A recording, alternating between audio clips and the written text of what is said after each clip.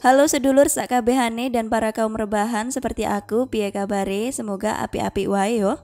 Nah, pada kesempatan ini aku akan menceritakan sebuah alur film yang berjudul Beautiful Vampire.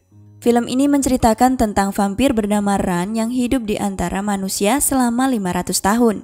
Di era ini dia bertemu dengan seorang pemuda yang baru saja pulang dari luar negeri. Dia memiliki aroma yang sama seperti temannya yang paling menyayangi dirinya di masa lalu.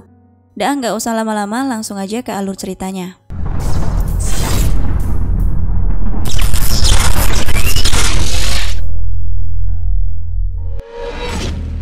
Gadis yang sedang duduk ini bernama Ran. Dia adalah seorang vampir berusia 500 tahun. Selama itu pula dia hidup berdampingan dengan manusia. Di era ini dia menemukan berbagai solusi. Pertama, solusi untuk menghindari sinar matahari. Karena seperti yang kita tahu, seorang vampir akan terbakar jika terkena sinar matahari.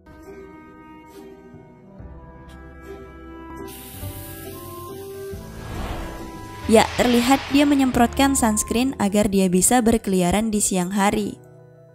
Ran dengan beraninya pergi keluar mendatangi penjual daging.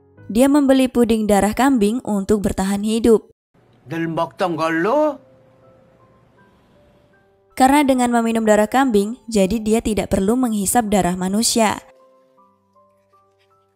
Ran kemudian pulang dan memblender darah yang ia beli tadi, lalu meminumnya agar energinya kembali pulih.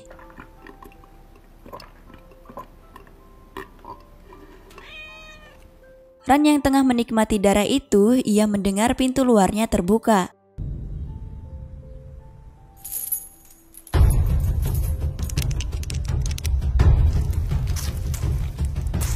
Di depan ternyata sudah ada Budemol. Dialah pemilik baru rumah yang disewa Ran. Dia datang untuk memberitahunya bahwa harga sewa akan naik.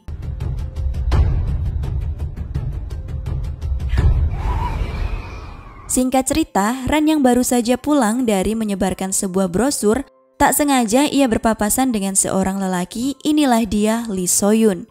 Aromanya mengingatkan akan temannya di masa lalu.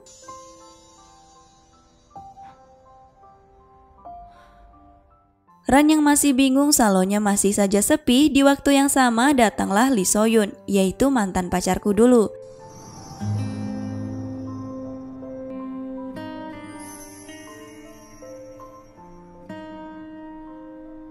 Hey there.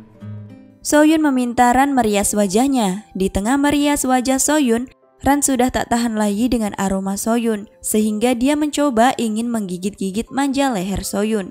Di saat itu datang pula Budemol yang ternyata dia adalah emaknya So-yun.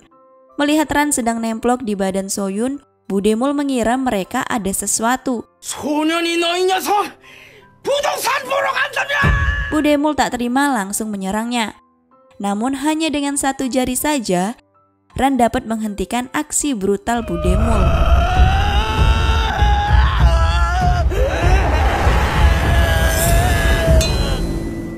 Malamnya Ran menempelkan sebuah brosur miliknya, berharap ada pelanggan yang akan datang ke salonnya.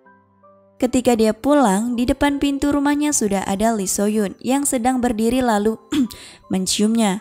Aku sensor ya, ntar kalian jadi pingin pula kan? Ketika So-yun sedang menikmatinya, Ran langsung menghempaskan tubuh So-yun. Sejak saat itu Ran terngiang-ngiang akan wajah tampan mantanku itu. Dan ia kembali teringat teman di masa lalunya yang bernama Jin-yi. Sejak saat itu pula Ran dan So-yun menjadi semakin dekat. Bahkan Ran menemani So-yun yang sedang mengikuti audisi sebagai aktor. Di sana ia ingin memastikan apakah benar So-yun adalah reinkarnasi dari Jin-yi. 사랑하는 줄리엣, 그대는 어찌 이리 아름답나요? 혹시나 저 망령 같은 귀신의 죽음조차 그대에게 반해.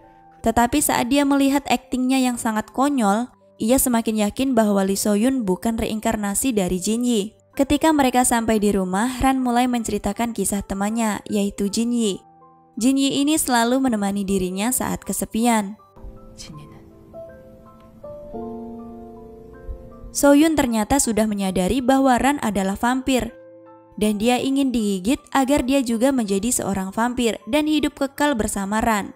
내 마지막 부탁이야. Lalu ia pun menuruti kemauan Soyun. Di tengah menggigit, dia teringat akan Jinji yang pernah ia gigit berakhir dengan kematian. Seketika, Ran pun melepaskan gigitannya. Soyun yang sudah lemah hampir kehabisan darah, lalu ia membopong tubuh Lee Soyun untuk dibawa ke rumah sakit. Ia tidak peduli lagi dengan kulitnya yang terbakar oleh sinar matahari karena tidak menggunakan sunscreen. Beruntungnya tak lama kemudian ada orang yang membantunya dan membawa Soyun ke rumah sakit. Setelah beberapa hari berlalu, ternyata Soyun selamat tetapi dia tidak berubah menjadi vampir.